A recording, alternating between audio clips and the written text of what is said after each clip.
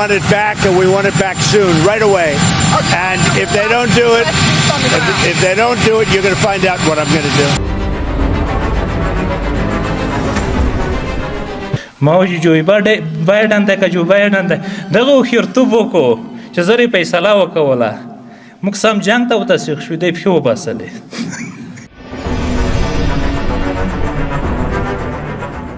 یک فردم نظامی شما را قبول نداریم.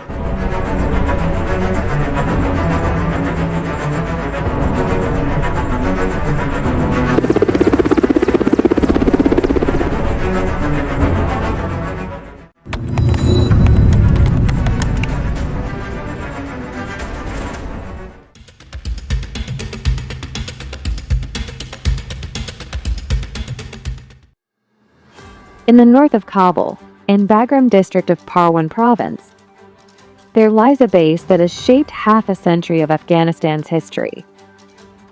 Bagram Airfield, the strategic heart of the country, has witnessed wars, upheavals, and decisive moments.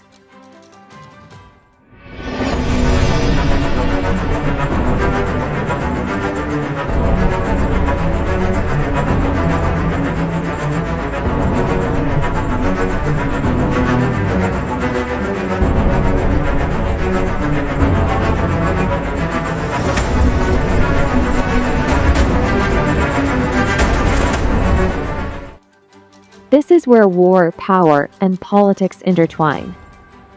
Bagram Airfield was built in the 1950s with the cooperation of the Soviet Union. In 1976, its runway was extended to 3,000 meters. With the Soviet invasion of Afghanistan, Bagram became the main hub of military operations against the Mujahideen. After the Soviet withdrawal and the start of the civil wars, a large part of the base was damaged and destroyed. Following the fall of the Islamic Emirate in 2001, U.S. forces took control of Bagram and turned it into their largest base in Afghanistan. Its area expanded to 77 square kilometers, and over $68 million were spent on its reconstruction. A 3,660-meter runway was built to allow bombers and transport aircraft to take off and land.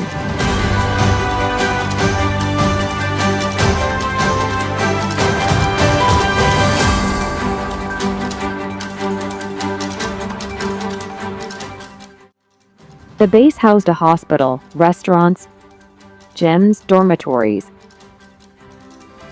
and dozens of other facilities to support more than 20,000 troops.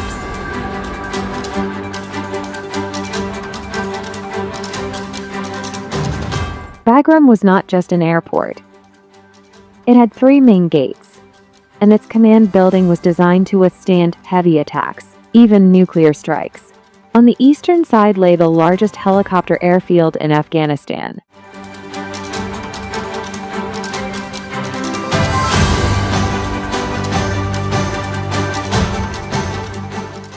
Underground facilities, 50-megawatt power generators, and restaurants with a capacity of 5,000 people turned Bagram into a self-sufficient small city.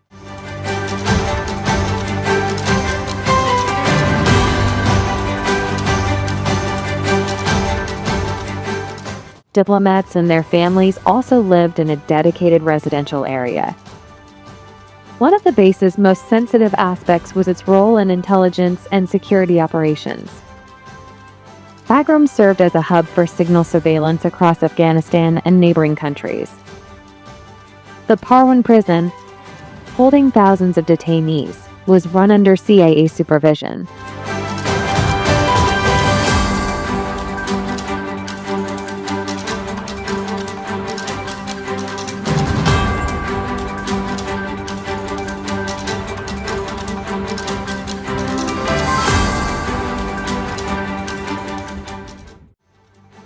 This prison became notorious worldwide for torture and human rights abuses and was dubbed the Guantanamo of Afghanistan. Bagram was the central hub for U.S. and NATO operations in Afghanistan. Airstrikes, drone missions, logistical support, and equipment transfers were conducted from here.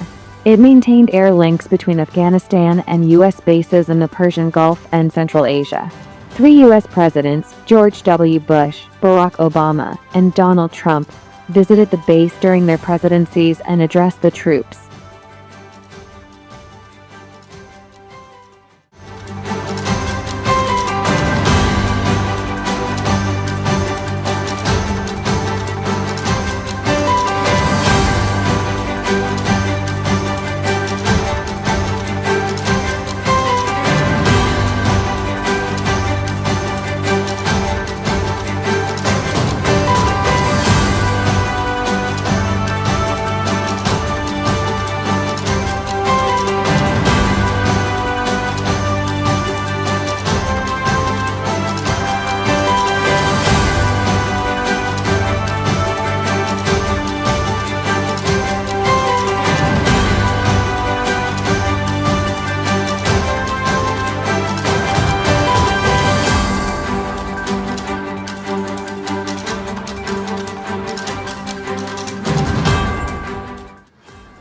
In January 2021, U.S. forces abruptly left Bagram in the middle of the night.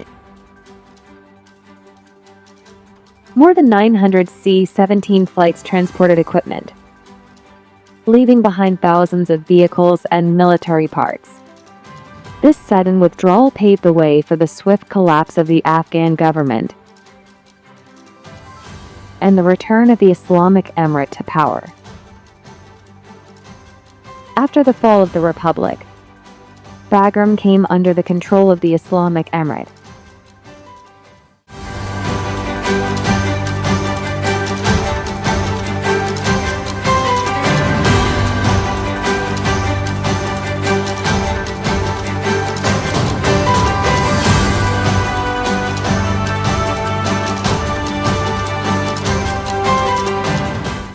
The base has once again become a focal point of political and security attention. Reports suggest the possibility of discussions between the Islamic Emirate and the U.S. about limited use of the base. همه از طرف تیم مذاکراتی که ما یک فردم در یونیفرم نظامی شما را قبول نداریم. میدان هوایی بگرام داخل گفتگو مذاکره هستیم و گویا تعامل میکنیم و از روی زور نتونستیم، از روی تعامل سیاسی میخواهیم که ما پس این منطقه را به دست بیاوریم. ایره برای هموطنای عزیز خود، برای مردم افغانستان، برای مردم مسلمان افغانستان ایره ما اطمینان میدیم که این که در برابر خاکمان یک وجب خاکمان، یک بلیست خاکمان با کسی تعامل شود، این چیزی است که هیچ امکان نداره و امکان پذیر نیست. Bagram Airfield was not only the largest military hub in Afghanistan, but also a symbol of foreign presence and influence in the country.